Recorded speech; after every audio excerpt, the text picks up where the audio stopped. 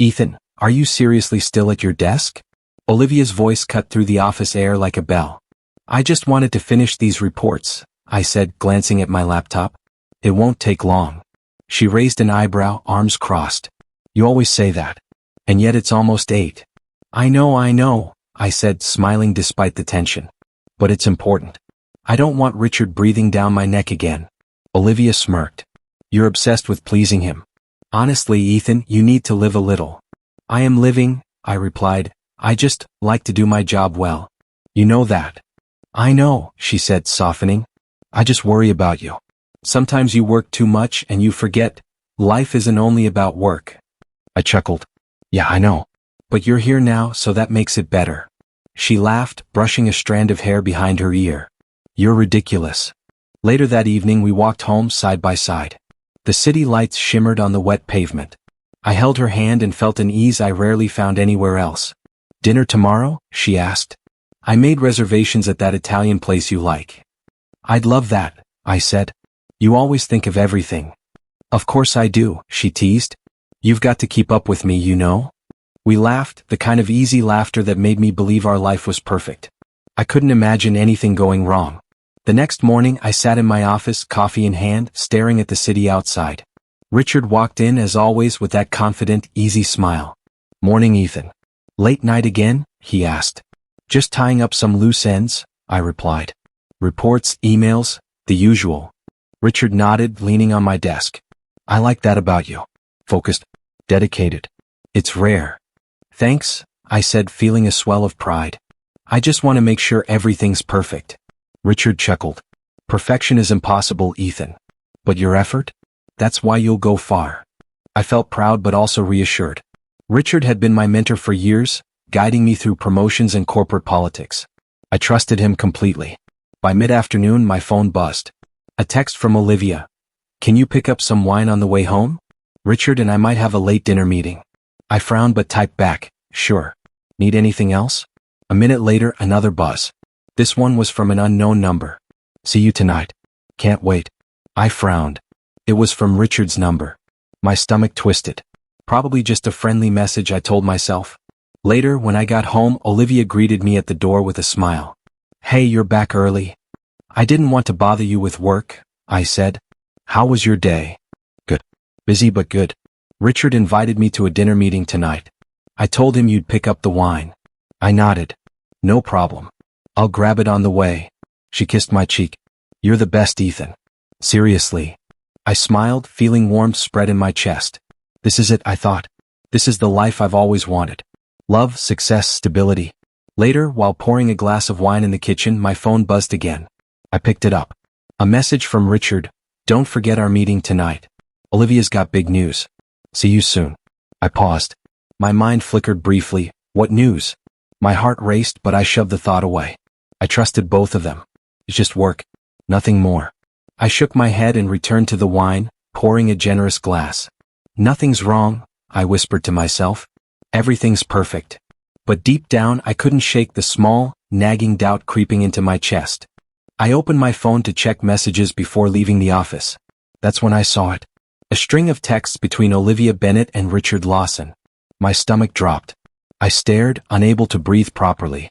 Olivia, I can't stop thinking about you tonight. Richard, neither can I.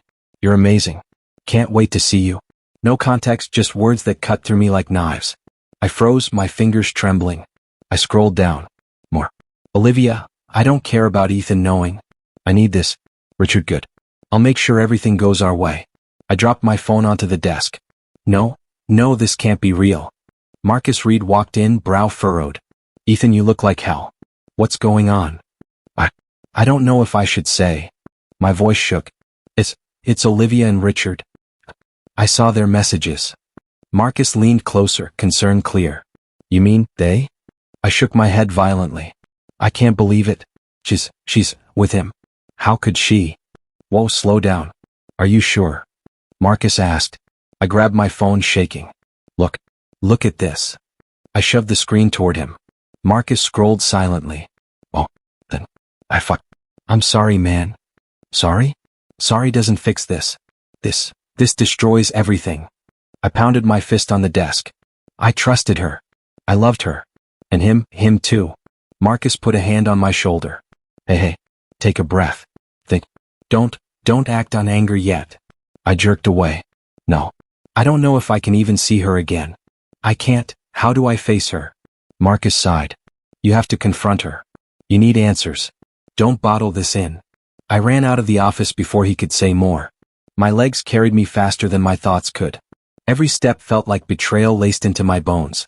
I opened the apartment door. Olivia was in the kitchen humming. My voice broke as I spoke. Olivia, we need to talk. Now. She turned, concern flashing. Ethan, what's wrong? I held up my phone. What the hell are these? Her eyes widened, then she looked away. Ethan, it's not what you think. Not what I think. Olivia, these messages. You're with him. Her lips trembled. I didn't mean for you to see them like this. It's complicated. Complicated? Complicated as traffic or a missed meeting. Not sleeping with your boss. I shouted. Olivia's voice grew desperate. Ethan, listen. It wasn't real. I was just trying to. Trying to what? Advance your career by lying to me? By betraying me? My chest tightened. I gave you everything, Olivia. She took a step forward. Please, Ethan, calm down. I love you. I made a mistake. A huge mistake. A mistake. I laughed bitterly. A mistake is burning dinner. This is destroying my life. Marcus's words echoed in my mind, but anger drowned them. I wanted to scream, throw things, run, disappear. Instead, I said nothing and let the silence speak, the weight pressing down. Please, Ethan, Olivia whispered. I never meant to hurt you. I can fix this. Fix this. I yelled. How, Olivia? By pretending nothing happened? By smiling and going to work with him tomorrow? Her eyes filled with tears. I just wanted, please. I need you to understand. I backed away, shaking my head. Understand? No, I can't understand. I trusted you. I don't even know if I can forgive this. The front door opened. Marcus stepped in looking tense. Ethan, come on. Step outside for a second. I don't want to see anyone. I snapped. Go away, Marcus. He froze but didn't move. Ethan, you can't handle this alone. I'm here. I can help you think, not just feel. I don't want help. I don't want anyone. I shouted, throwing my phone onto the couch. I can't believe this is real. I trusted her. I trusted him. I trusted everything. Olivia's sobs echoed.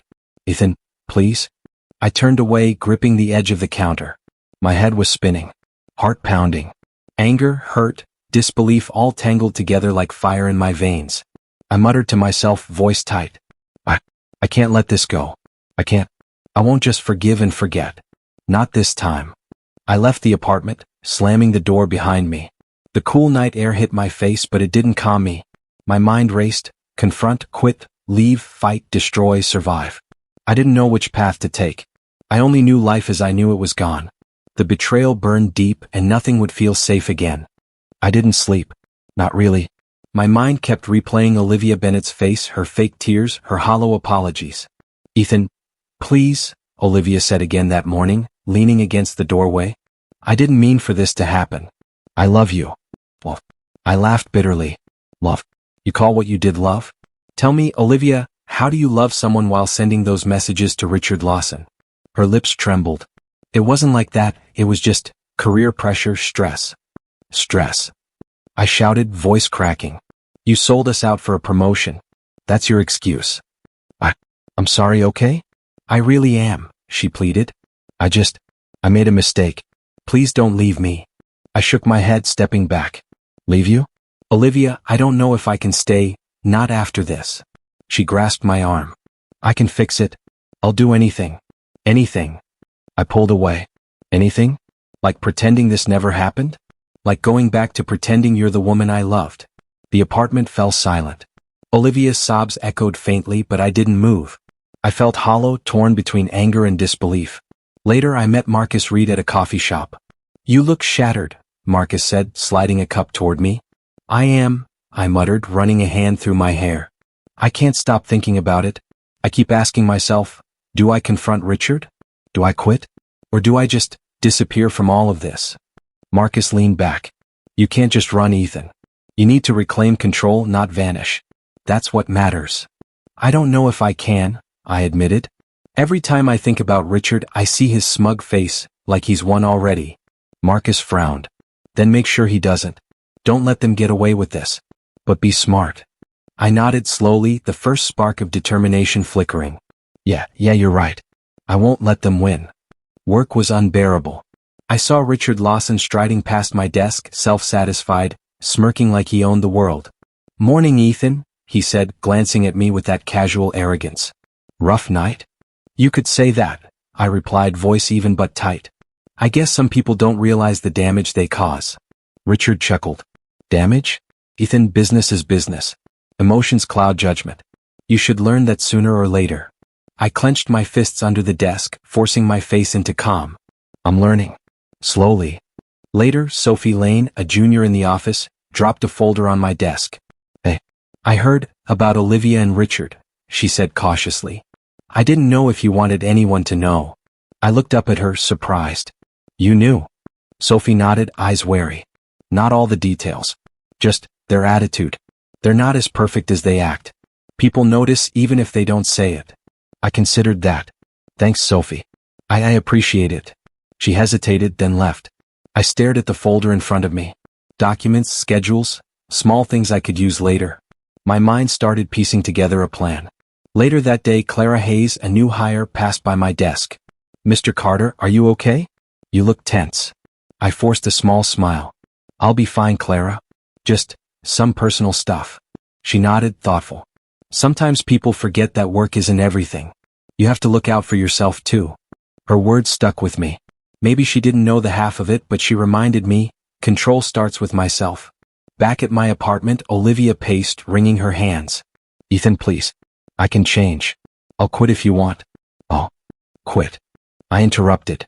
"Quitting won't erase what you did. It won't fix the lies, the betrayal. I need more than apologies, Olivia.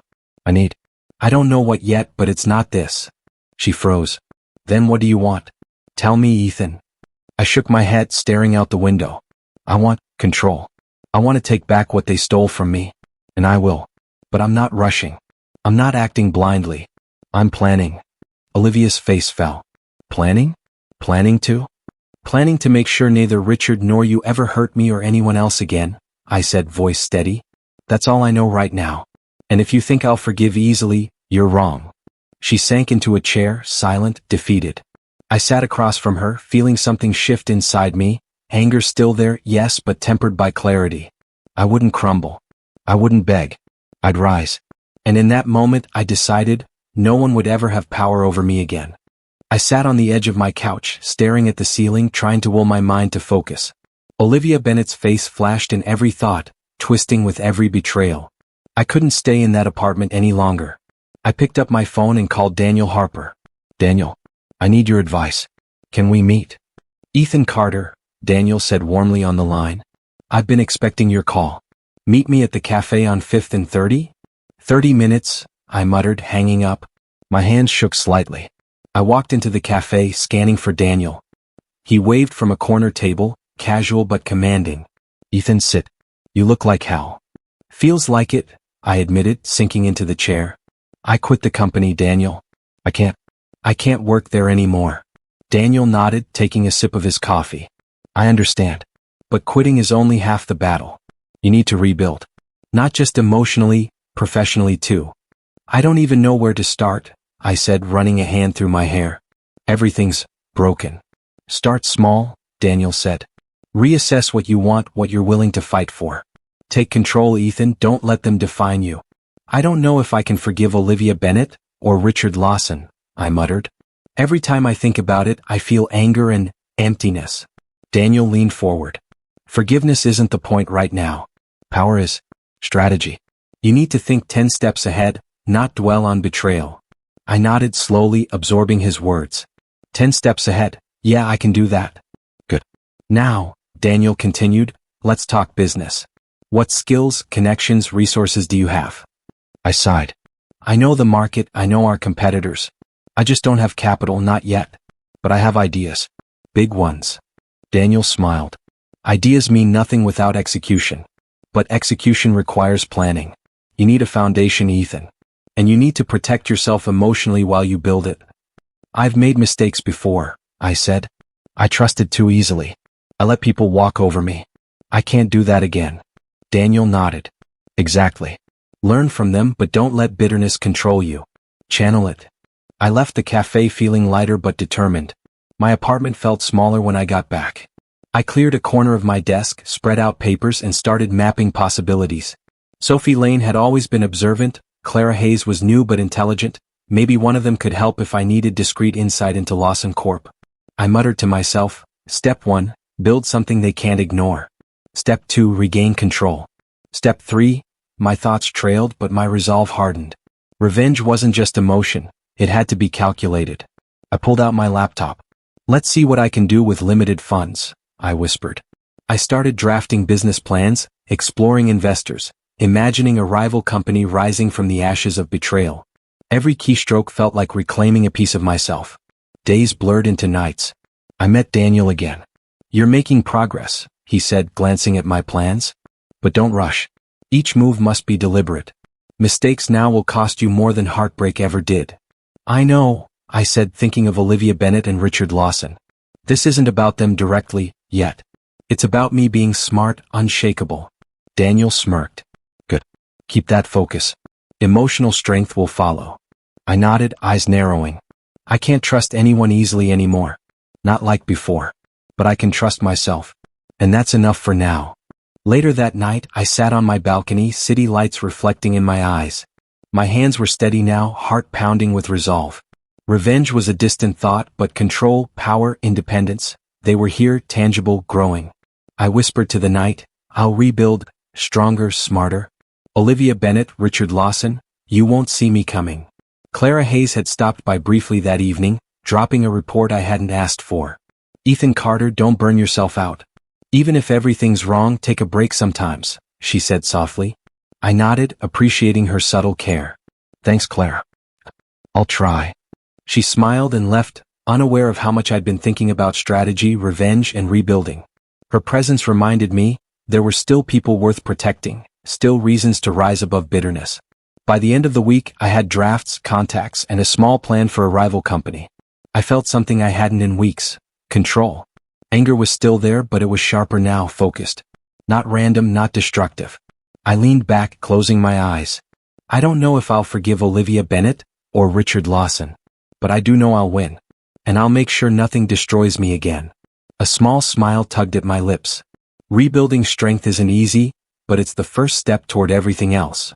I walked into Lawson Corp under a new name, Ethan Carter Consulting, a quiet competitor. No one recognized me at first. Perfect. Ethan Carter? Bradley Cook approached, smirking. You're the new rival everyone's whispering about? Yes, I said calmly, extending my hand. I prefer to let results speak. Bradley chuckled. Bold. I like that. You here to make trouble for Lawson Corp? Not trouble, I said carefully, just competition.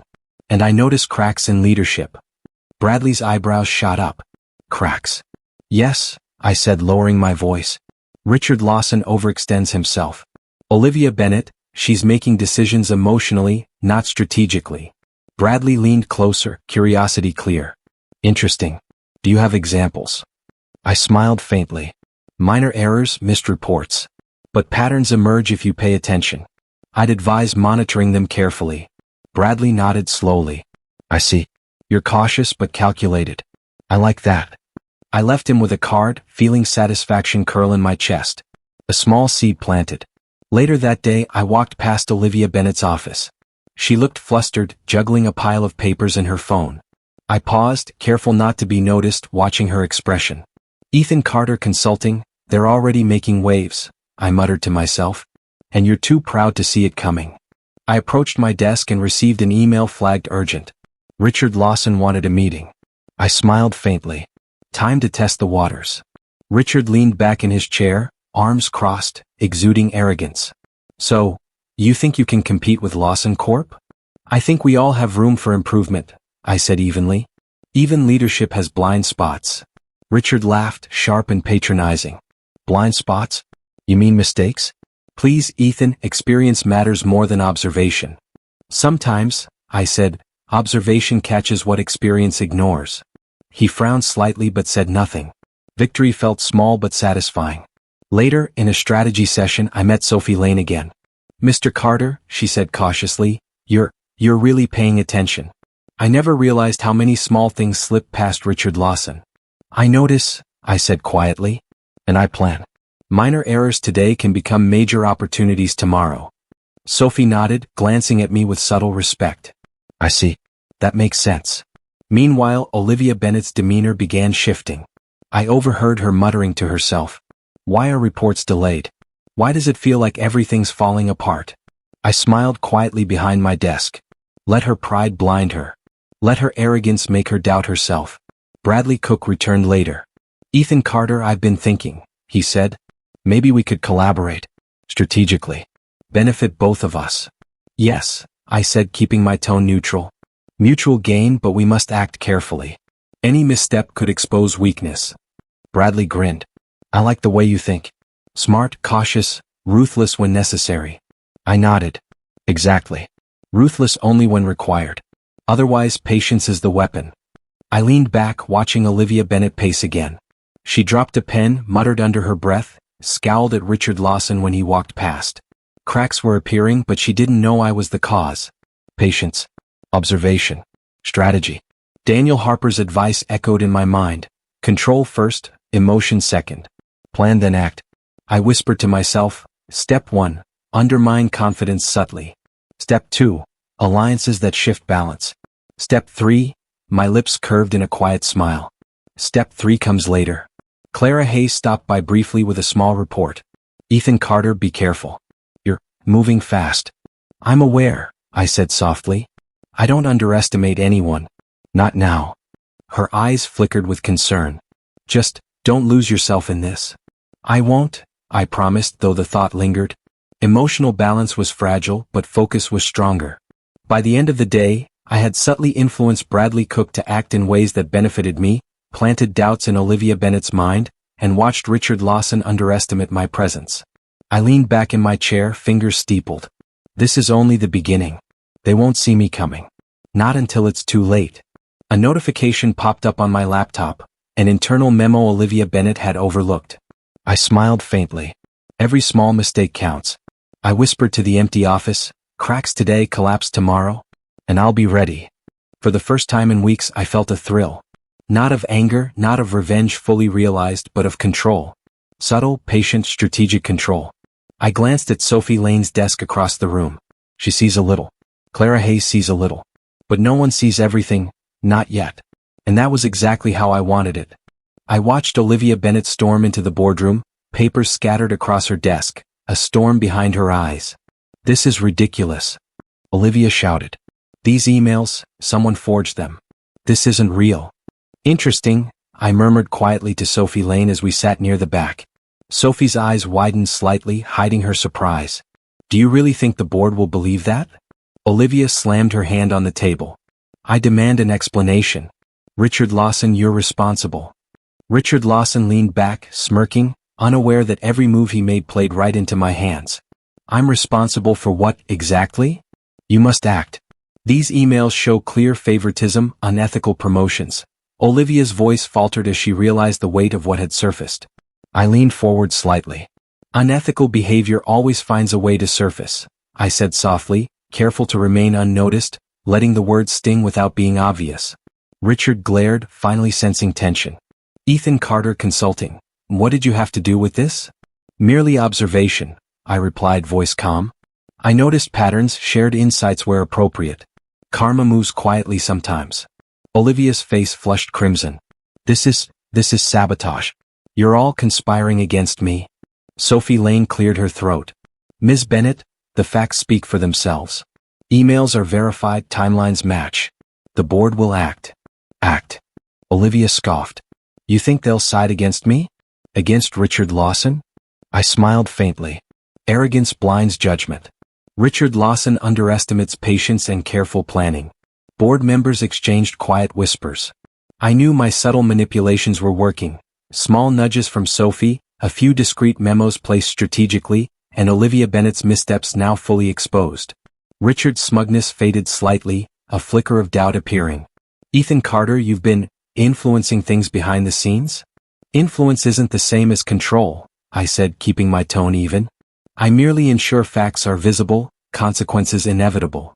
Olivia's voice trembled. This is unfair. I worked hard. I didn't deserve this. Hard work without ethics is fragile, I murmured, watching her crumple under the pressure. It always cracks. Later, I met Clara Hayes in the office hallway. Her eyes were soft, concerned. Ethan Carter, are you okay? You seem harsh today. I'm fine, I said quickly, though her gaze made me pause. Harsh? Maybe. But justice isn't always gentle, Clara. Sometimes it needs precision. Clara hesitated. I know, but don't lose yourself. Revenge can feel like justice, but it can hurt you too. I nodded slightly, touched by her innocence. I know. I'll keep that in mind. Back in the boardroom, Olivia Bennett struggled to defend herself. This is all circumstantial. You can't fire me based on circumstantial? One board member interrupted. We have emails, timelines, witness corroboration. Circumstantial doesn't cut it. Olivia's hands trembled. You don't understand. I was under pressure. I didn't. I understand more than you think, I said softly, letting my words hover in the air like a warning. Every decision has consequences, Ms. Bennett. Actions create ripples. Richard Lawson's jaw tightened. We underestimated Ethan Carter Consulting. Perhaps that was our mistake. I leaned back, arms crossed. Underestimation is dangerous, especially when patience is in play. Sophie Lane approached me later. You did this carefully, ruthlessly, but subtly. No one saw it coming until the evidence appeared. I smiled faintly. Ruthless is effective. Subtle is safer. But it's still justice, Sophie. Not vengeance, not yet. Clara Hayes stopped by again with a cup of coffee. You need a break, Ethan Carter. You've been running this chess game too intensely. I accepted the cup, watching her warm smile. Thank you, Clara. Sometimes even the quietest reminders keep me grounded. I glanced back at Olivia Bennett, slumped in her chair, Richard Lawson's pride now faltering. Karma, I realized, didn't need force. It only needed time, opportunity, and patience. I whispered to myself, voice tight with satisfaction. Cracks widen, walls fall, and I remained standing. Watching the chaos unfold, I felt a strange mix of triumph and unease.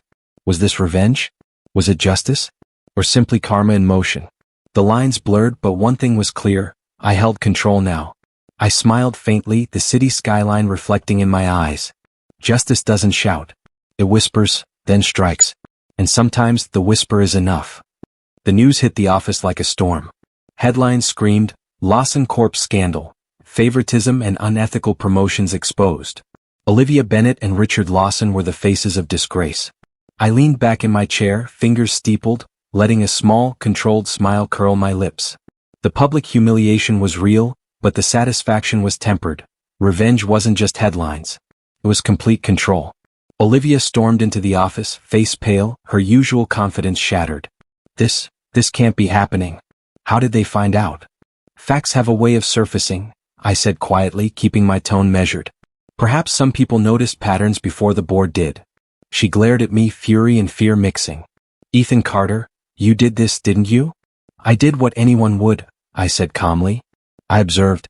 I acted when necessary. Timing is everything. Richard Lawson entered shortly after, suit slightly rumpled, smirk replaced by tension. Ethan Carter, this is absurd. You can't, I can, I interrupted, voice steady. And I did. Unethical decisions have consequences. Pride blinds judgment, Richard. And you overestimated your control. Olivia's hands trembled. You'll pay for this.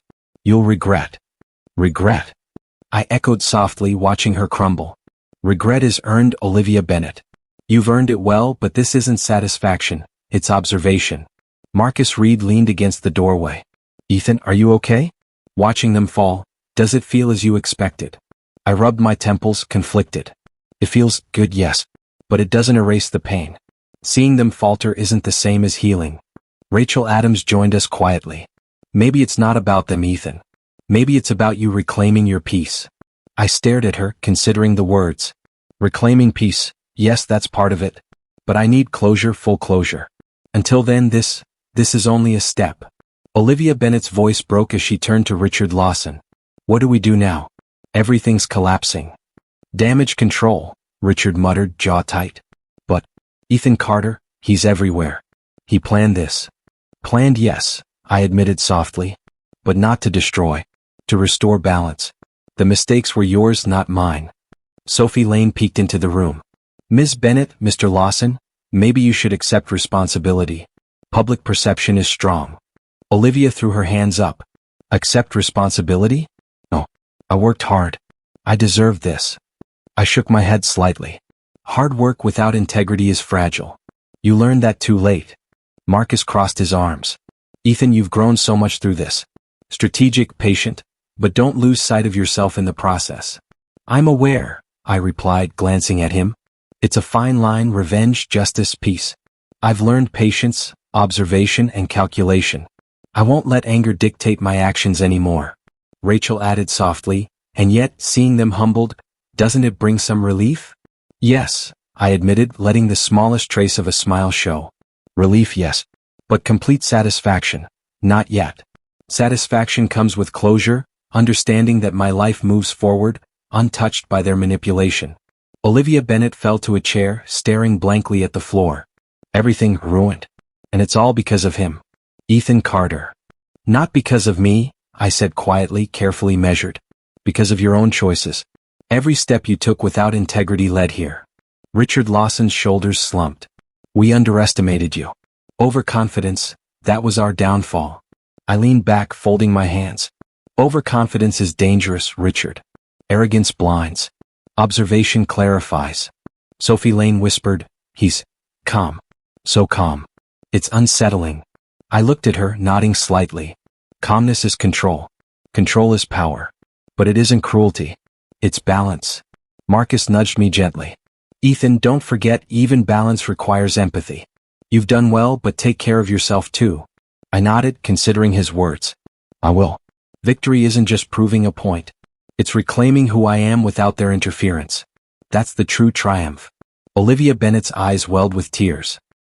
You've destroyed everything. I met her gaze steadily. Destroyed? No. You destroyed it yourselves. I merely ensured the consequences followed. Justice, not vengeance, Olivia. Justice. Richard Lawson muttered, almost to himself. We misjudged him, and it cost us everything. I stood and walked past them toward the window, looking out at the city lights. My chest tightened with conflicting emotions, satisfaction, lingering pain, and cautious hope. Rachel whispered, Ethan, one day, you'll realize peace is stronger than revenge. I exhaled slowly, letting the words settle. Perhaps. But for now, I've ensured the balance is restored and I remain unshaken. I turned back once, glancing at Olivia Bennett and Richard Lawson, faces pale, pride broken. This is the turning point. For them and for me. And in that quiet victory, I felt the first true sense of control, tempered by empathy, and the faintest promise of peace. I walked into the boardroom with a calm that surprised even me. The familiar scent of polished wood and faint coffee lingered in the air. Today was the day everything shifted. Ethan Carter, the board chair, Mr. Hayes, began, the transition papers are ready. The board has approved your takeover of Lawson Corporation. I nodded, a faint smile tugging at my lips. Thank you, Mr. Hayes. I intend to lead with integrity, transparency, and strategy. The company will thrive. Bradley Cook leaned forward. I have to admit, you've turned the tables. Lawson Corp didn't see it coming. Underestimation is a costly mistake, I said softly, eyes scanning the room. It's easy to overlook subtle influence, minor errors, and hidden opportunities. I simply acted when necessary. Sophie Lane, sitting quietly in the corner, gave a small nod of approval. Ethan Carter, your attention to detail is impressive. Details matter, I replied, voice calm. Small missteps often reveal bigger weaknesses. I've learned to observe, adapt, and act with precision. Clara Hayes approached, holding a cup of coffee. Ethan Carter, it feels surreal seeing you here in control. You've grown so much. I've learned, I said, accepting the coffee, letting the warmth ground me. Growth comes from adversity, observation, and patience. Today, I simply apply what I've learned. I glanced toward the glass office doors. Olivia Bennett and Richard Lawson were waiting, expressions tight with dread. Pride and arrogance replaced by the realization that their actions had consequences they hadn't anticipated. Ethan Carter, Olivia's voice trembled. How did this happen? Observation, patience, and timing, I replied, calm and measured. Your decisions, your choices, they created the path. I merely followed it. Richard Lawson tried to regain composure. You orchestrated everything. The emails, the leaks, the board. Yes, I said quietly, letting each word settle like a stone. Everything. But not out of malice. Out of necessity. Actions have consequences, and your actions lacked integrity. Olivia Bennett's hands shook. We trusted you. How could you? You trusted appearances, I said softly, meeting her eyes. I trusted truth, observation, and strategic patience. Integrity always prevails in the long run. Bradley Cook smirked. He's calm, collected, ruthless in strategy, yet subtle in execution. I've learned a lot observing him. Sophie Lane added, it's not just strategy.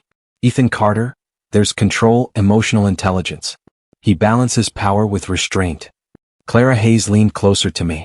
Ethan Carter, you could have destroyed them completely. But you didn't. I considered it, I admitted quietly. But victory isn't always destruction. Control, influence, and the knowledge that the balance is restored, that is enough. Mercy shows strength, not weakness. Olivia Bennett's voice broke. You've ruined us. No, I said softly, calm but firm. You ruined yourselves. I merely ensured the consequences followed. Today, the company moves forward under leadership built on transparency, strategy, and integrity. You are not erased, you are lessons. Richard Lawson muttered, almost to himself, we underestimated Ethan Carter, and it cost us everything. Yes, I said quietly. Underestimation is dangerous. Overconfidence blinds judgment. Observation clarifies. I acted when necessary and allowed outcomes to reflect reality. Marcus Reed, standing beside me, whispered, you've done it, Ethan. You're in control, but you didn't lose yourself in the process. I've learned restraint, I said, glancing at him. Patience, strategy, and empathy. That's real victory, knowing I achieved control without becoming the person I despised. Olivia Bennett and Richard Lawson were silent, their faces pale, pride broken. I felt no gloating, only calm satisfaction. The emotional weight of betrayal had shifted. I was no longer its victim. Sophie Lane whispered to Clara Hayes, it's remarkable. He doesn't just win. He transforms the situation entirely. I turned back to Olivia Bennett. I hope in time you understand this is more than revenge. It's accountability, balance, and personal growth. Reflect, learn, and move forward. That is all I ask. Richard Lawson looked up, swallowing. Ethan Carter. I underestimated patience, foresight, and control. You did, I said softly. And you're not alone. Many do. But knowledge of consequence changes everything. I walked toward the window, gazing at the city skyline. Warm light reflected off the glass, painting the room in shades of gold and amber. Calm filled me, a quiet, powerful certainty. Marcus nudged me gently. Ethan, take a breath. You've earned this moment. Every step, every calculation, it led here. I exhaled slowly, feeling the weight lift from my shoulders. Yes, and this moment isn't just victory. It's peace, clarity, and the knowledge that integrity prevails over manipulation. Clara Hayes smiled softly. Ethan Carter, you've come full circle. I turned, meeting her eyes, voice quiet but firm. Yes, Clara. Full circle. The past taught me, betrayal hardened me, strategy refined me, and patience empowered me. Today, I stand unshaken, balanced, and free. The room was quiet, tension replaced by acknowledgement. Olivia Bennett and Richard Lawson, humbled, could only watch. Sophie Lane and Clara Hayes witnessed the culmination of every careful, calculated step I had taken. And in that calm, controlled victory I realized, true power isn't only winning, it's mastering yourself. I sat alone in my office, the city lights spilling across the polished floor. The hum of traffic outside was a reminder that life moved on, regardless of victories or losses. Marcus Reed leaned against the doorway. Ethan, you're quiet tonight. Reflecting? I am, I admitted, rubbing my temples. It's strange, triumph feels lighter than I expected. The company is mine, Olivia Bennett and Richard Lawson are gone, yet, I trailed off, unsure how to articulate the lingering weight in my chest. Marcus nodded. The weight of betrayal doesn't vanish with revenge. No, I said softly. It lingers like a shadow reminding me who I was, who I trusted too easily. Rachel Adams joined, carrying a folder. Ethan Carter, the board meeting went well. Everyone respects your leadership. But you seem distant. Like the battle's over, yet the war still echoes inside you. I lean back in my chair. It's not the victory that haunts me. It's remembering how blind I was. Olivia Bennet. I loved her. I trusted her. And Richard Lawson. I admired him, believed he was honorable. Both illusions shattered in a moment. Daniel Harper appeared next, quietly taking a seat across from me. You've grown, Ethan. From naive to strategic, from reactive to patient. But emotional scars aren't so easily erased. They remind you why integrity matters. I know, I said. And yet, I feel a strange mix. Satisfaction at seeing justice done. Relief that manipulation no longer controls me. But sorrow too. For the person I was and the trust one misplaced. Marcus crossed his arms. Forgiveness isn't easy, Ethan. Sometimes it isn't about them, it's about freeing yourself. I considered this. Forgiveness, I muttered. I don't need to forgive Olivia Bennet or Richard Lawson. They don't deserve it. But maybe I need to forgive myself, for being naive, for letting my emotions cloud judgment. Rachel added, and that's growth. Recognizing past mistakes without letting them define you. You've achieved closure, Ethan Carter, but it comes with reflection. I nodded slowly. Closure feels bittersweet.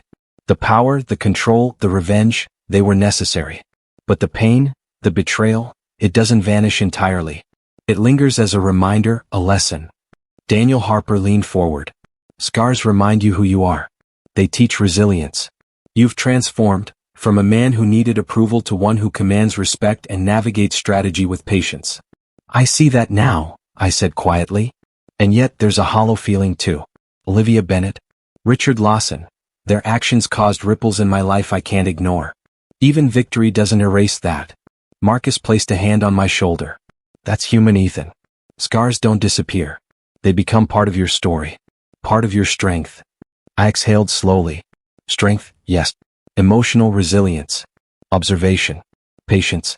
I've learned that emotions can be a weapon but also a guide. They remind me who I am and who I want to be. Rachel smiled softly. And you've balanced it all, revenge, justice, integrity. That's rare, Ethan Carter. Many lose themselves in the process. I allowed a small smile. I've lost pieces of myself, but I've regained the ones that matter. The ones guided by awareness, strategy, and self-respect. Emotional closure isn't about erasing scars. It's about carrying them with dignity. Daniel Harper's eyes were thoughtful. And there's more ahead. The company, your future, relationships yet to build. The past is a teacher, not a cage. I leaned back, gazing out the window. The city lights reflected in my eyes, 1,000 stories flickering in the distance. I've come far, from the man who blindly trusted Olivia Bennet, who idealized Richard Lawson, who let emotions dictate choices. That man doesn't exist anymore. Marcus nodded. Good. He shouldn't. Rachel added, and the man you are now, capable, aware, resilient, he'll shape the future. Yes, I said quietly. I've learned that success isn't just in victories over others.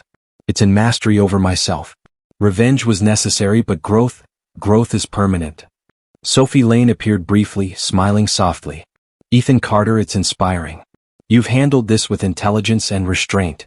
Even those who witnessed the downfall respect your composure. I allowed a small, satisfied sigh.